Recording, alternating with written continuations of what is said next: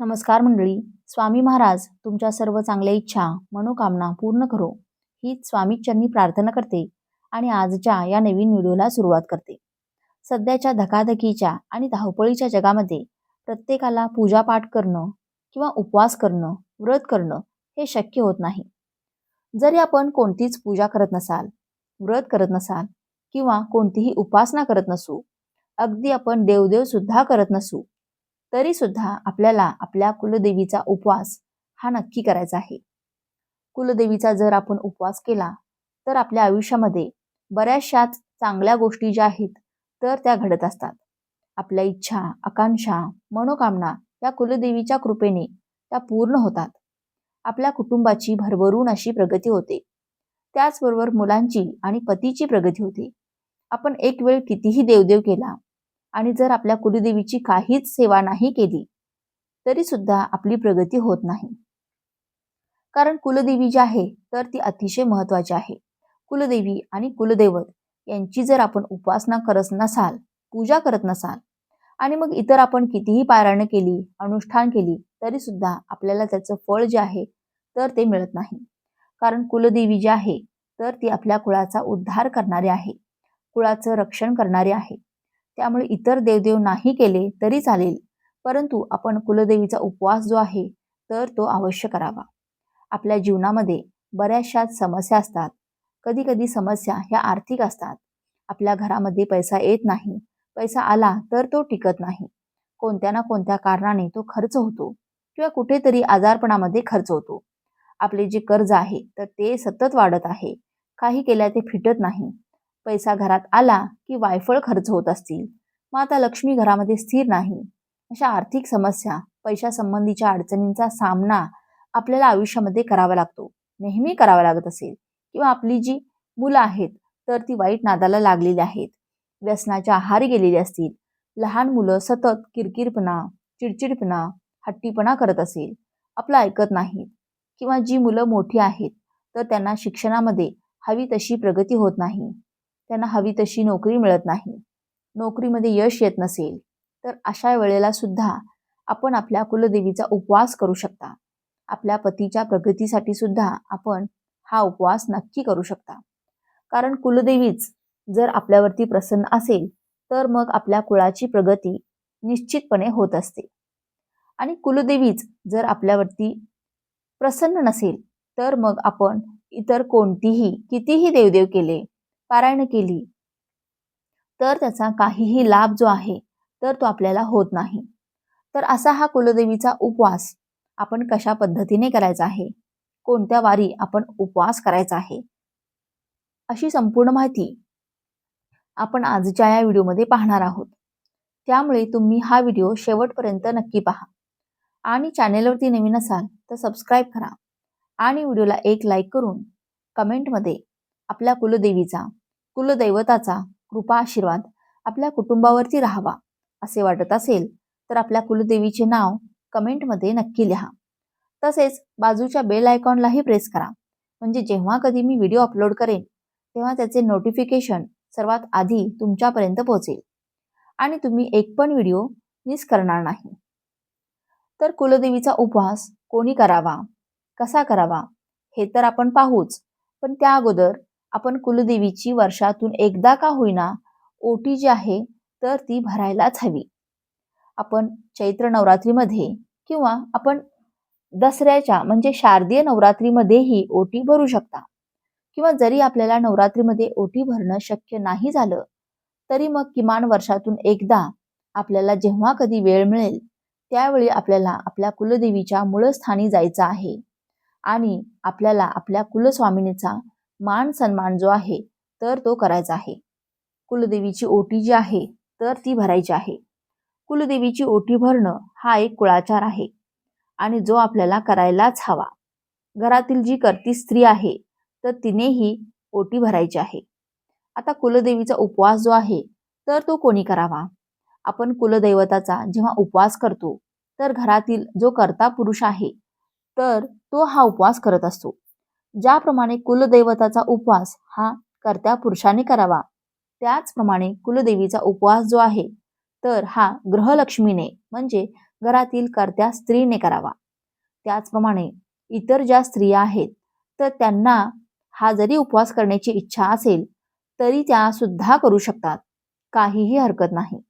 परंतु जेव्हा आपल्या घरातील कर्ती स्त्री किंवा कर्ता पुरुष आपल्या कुलदैवत किंवा कुलदेवीचा उपवास करतात, त्यावेळेला याचे पुण्य जे आहे, पुण्यफळ जे आहे, तर ते घरातील सर्व सदस्यांना, सर्व व्यक्तींना लाभत असते. आता हा उपवास कधी करावा? तर कुलदेवीच्या वारी हा उपवास करायचा आहे. आपल्या कुलदेवीचा वार जर आपल्याला माहिती नसेल तर मग घरातील मोठ्या व्यक्तींना किंवा आपल्या आजूबाजूला जी लोक आहेत त्यांना आपल्या कुलदेवीचा वार माहिती असेल किंवा आपली जी काही नातेवाईक आहेत त्यांना आपण विचारू शकता. किंवा कुलदेवीच्या मूळ स्थानी जाऊन त्या ठिकाणी जे आपले पुजारी आहेत तर त्यांना सुद्धा आपण विचारू शकतो की या देवीचा वार कोणता आहे आणि त्या वारी आपल्याला उपवास करायचा आहे. उपवासाला सुरुवात कधी करावी? तर बघा, देवीचे वार जे आहेत तर ते म्हणजे मंगळवार आणि शुक्रवार. आपल्या देवीचा वार जर मंगळवार असेल तर कोणत्याही महिन्यातील पहिल्या मंगळवारपासून तुम्हाला उपवास धरायला सुरुवात करायची आहे. किंवा कोणत्याही मंगळवारपासून तुम्ही शुद्ध मनाने, अगदी मनापासून, अंतःकरणपूर्वक तुम्हाला कुलदेवीला म्हणजे आपल्या देवघरातील देवीला नमस्कार करायचा आहे आणि तुम्हाला सुरुवात करायची आहे. किंवा कोणत्याही मंगळवारी तुम्ही करू शकता. तर वार शुक्रवार असेल तर मग कोणत्याही महिन्यातील शुक्रवारपासून आपण हा उपवास जो आहे तर तो सुरुवात करू शकता. उपवासाच्या दिवशी आपल्याला सकाळी लवकर उठायचं आहे, स्वच्छ स्नान करायचं आहे. त्यानंतर स्वच्छ लाल रंगाची, पिवळ्या रंगाची, गुलाबी रंगाची किंवा हिरव्या रंगाची कपडे जे आहेत तर ते परिधान करायचे आहेत. चुकून सुद्धा या दिवशी काळ्या रंगाचे वस्त्र आपल्याला परिधान करायचे नाही. आणि यानंतर आपल्याला जेव्हा देवपूजा, ज्यावेळी आपण देवपूजा करतो तर त्यावेळी आपल्याला कुलदेवीवरती विधिवत पूजा करायची आहे, विधिवत अभिषेक करायचा आहे. त्याचबरोबर तुम्ही कुंकुमार्चन सुद्धा करू शकता किंवा कुलदेवीची सेपरेट पूजा मांडली तरी पण चालेल, नाही मांडली तरी सुद्धा चालेल. कुलदेवीचा जो टाक आहे किंवा आपल्याकडे जर मूर्ती असेल तर त्यावरती अभिषेक करायचा आहे. आणि जरी आपल्याकडे टाक किंवा मूर्ती नसेल, फोटो असेल तरी सुद्धा आपल्याला फोटोची पूजा जी आहे तर ती तुम्ही करायची आहे. त्यानंतर आवर्जून आपल्याला कुलदेवीला तांबूल अर्पण करायचं आहे, धूप दीप लावायचा आहे. कुलदेवीची आरती आपल्याला माहिती असेल तर ती आरती जी आहे तर ती सुद्धा करायची आहे. आणि कुलदेवीची आरती माहिती नसेल तर आपल्याला गणपती बाप्पांची आरती करायची आहे. आपल्या कुलदेवीची आरती माहीत नसल्यामुळे आपण माता लक्ष्मीची किंवा दुर्गे दुर्गट भारी ही आरती आपण म्हणू शकता. अशा प्रकारे आपल्याला आपल्या कुलदेवीची आरती म्हणायची आहे आणि गोडाचा नैवेद्य सुद्धा आपल्या देवीला, कुलदेवीला दाखवायचा आहे. आता गोडाचा नैवेद्य तुम्ही साबुदाण्याची खीर दाखवू शकता किंवा तांदूळाची खीर दाखवू शकता किंवा अतिशय उत्तम म्हणजे मखाण्याच्या खिरीचा नैवेद्य तुम्ही दाखवू शकता. तुम्हाला जो काय किंवा शिराचा देखील तुम्ही प्रसाद बनवून दाखवू शकता, काहीच हरकत नाही. परंतु खीर जी आहे तर ती माता लक्ष्मीला, देवीला प्रिय आहे. त्यामुळे खिरीचा शक्यतो आपल्याला शुक्रवारी, मंगळवारी म्हणजेच गोडाचा काहीतरी आपल्याला नैवेद्य हा अर्पण करायचा आहे. आता ही अशी साध्या सोप्या पद्धतीने आपल्याला पूजा करायची आहे. पूजा केल्यानंतर कुलदेवीचं नामस्मरण करून आपल्याला ज्या दिवशी आपण उपवासाला सुरुवात करत आहोत तर त्या दिवशी आपण हा उपवास का करत आहोत, आपल्या आयुष्यामध्ये कोणत्या समस्या आहेत तर या समस्या नष्ट व्हाव्यात, निघून जाव्यात, यासाठी मी हा उपवास करणार आहे. आजपासून मी हा उपवास सुरू करत आहे. तर असं तुम्हाला आपल्या कुलदेवीला सांगायचं आहे. आपल्या आयुष्यातील समस्या नष्ट व्हाव्यात म्हणून आपल्या कुलदेवीला मनोभावे प्रार्थना करायची आहे. आणि देवीची सेवा करताना, पूजा करताना काही चूक भूल झाली असेल तरी सुद्धा देवीने माफी द्यावी अशी तुम्हाला प्रार्थना आई भगवतीला करायची आहे. आणि दिवसभर आपल्याला उपवास जो आहे तर तो करायचा आहे आणि हा उपवास रात्री तुम्ही सोडायचा आहे. आता या दिवशी आपण उपवास सोडताना सुद्धा तामसिक अन्न पदार्थ जे आहेत तर ते अजिबात खायचे नाहीत. जसं की मांसाहार, खातच नाहीत. समजा आपण उपवासाच्या दिवशी परंतु कांदा लसूण जे आहेत तर ते भाजीमध्ये आपल्याला त्याचा वापर करायचा नाही. जास्त तळलेले पदार्थ जे आहेत तर ते सुद्धा आपल्याला खायचे नाही. तर अशा प्रकारे आपल्याला हा उपवास तुम्ही करू शकता. आपल्याला हा उपवास करायचा आहे. त्याचप्रमाणे जर दिवसभर उपवास असं तुमच्याकडनं निघत नसेल तर मग आपण फक्त 12 पर्यंत काहीच खायचं नाही आणि 12 नंतर आपल्याला जेवण करायचं आहे. परंतु रात्री मात्र आपल्याला हा उपवास करायचा आहे. म्हणजे रात्री परत आपल्याला काहीही खायचं नाही. एक वेळा आपण चहा, दूध, फळं जे आहेत तर ते घेतली तरी पण चालेल. 12 नंतर आपण डायरेक्ट हा उपवास सोडायचा आहे. म्हणजे थोडक्यात काय तर एक वेळेलाच आपल्याला जेवायचं आहे. तेही सकाळी 12च्या नंतर आणि त्यानंतर रात्री मात्र आपल्याला जेवण जे आहे तर ते करायचं नाही. आपण फल आहार जो आहे तर तो रात्री मग घेऊ शकतो. जसं की साबुदाण्याची खिचडी असेल, भगर देखील देवीच्या उपवासाला चालते. तर ती सुद्धा तुम्ही खाऊ शकता. काहीच हरकत नाही. तर अशा पद्धतीने हा उपवास तुम्ही करू शकता. परंतु शक्य असेल तर दिवसभर आपल्याला उपवास करायचा आहे आणि उपवासाचे पदार्थ खायचे आहेत आणि रात्री आपल्याला जेवण करायचं आहे. जे काही आपण जेवण बनवणार आहोत त्याचा नैवेद्य आपण आई भगवतीला अर्पण करायचा आहे. सर्व देवी देवतांना अर्पण करायचा आहे. त्याचबरोबर आपल्याला शक्य असेल तर मग गाईला सुद्धा आपल्याला या दिवशी नैवेद्य खाऊ घालायचा आहे. त्यानंतर आपल्याला हा जो उपवास आहे तर तो सोडायचा आहे. आपण फक्त फलाहार करून सुद्धा हा उपवास जो आहे तर तो करू शकता. शक्यतो दिवसभर फक्त फळे खायची आहेत. दूध, चहा असं खायचं आहे आणि रात्री हा उपवास जो आहे तर तो आपल्याला सोडायचा आहे.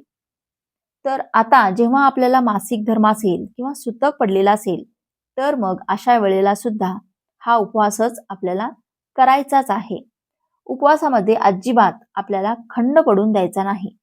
पण आपल्याला सुतक किंवा मासिक धर्म अशा वेळेला पूजा जी आहे तर ती करायची नाही. याचप्रमाणे प्रत्येक शुक्रवारी किंवा महिन्याच्या पहिल्या शुक्रवारी किंवा शेवटच्या शुक्रवारी असं आपण आपल्या कुलदेवीला कुंकुमार्चन आहे तर ते सुद्धा करू शकता. म्हणजे कुलदेवीच्या पायापासून ते मस्तकापर्यंत आपल्याला कोरडं कुंकू जे आहे तर ते कुलदेवीला अर्पण करायचं आहे.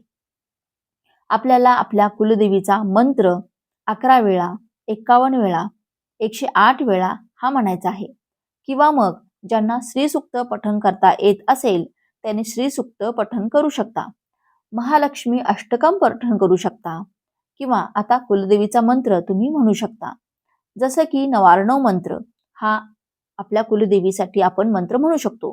तो मंत्र याप्रमाणे ओम ऐं ह्रीं क्लीं चामुंडाय विच्छे.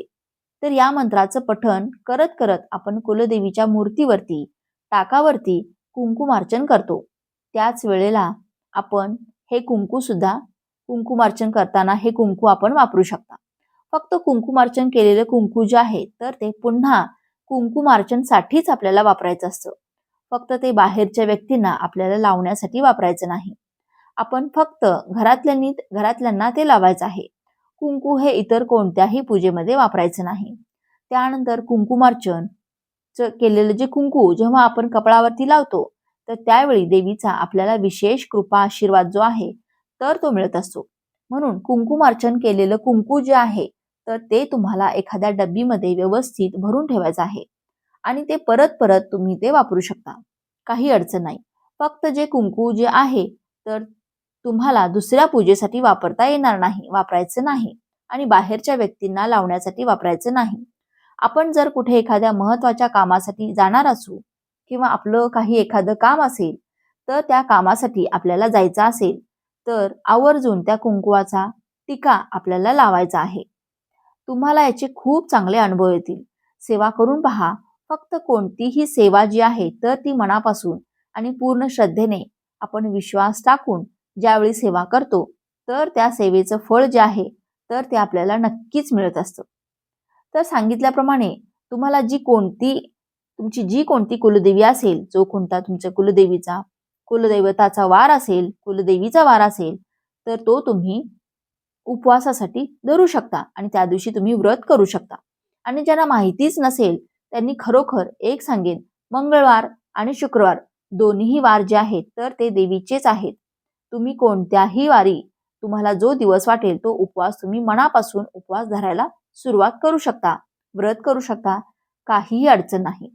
जितकी सेवा आपल्याकडून आपल्या कुलदेवीची होईल तर त्याचं फळ आपण जेवढी जास्त सेवा करू तेवढं जास्त पुण्य आपल्याला जास्तच मिळणार आहे. तर ही अत्यंत महत्त्वाची कुलदेवीच्या सेवेविषयी आणि कुलदेवीच्या उपवासाविषयीची माहिती तुम्हाला कशी वाटली कमेंट करून नक्की सांगा आणि आपल्या कुलदेवीचे नाव देखील कमेंट बॉक्समध्ये नक्की लिहा. तसेच हा व्हिडिओ तुम्हाला आवडला असेल, व्हिडिओतील माहिती उपयुक्त वाटली असेल तर व्हिडिओला एक लाईक नक्की करा आणि चॅनेलला सबस्क्राईब करून आम्हाला प्रोत्साहित करा. तसेच हा व्हिडिओ जास्तीत जास्त लोकांना शेअर करा. धन्यवाद. श्री स्वामी समर्थ. जय महालक्ष्मी. जय कुलस्वामी.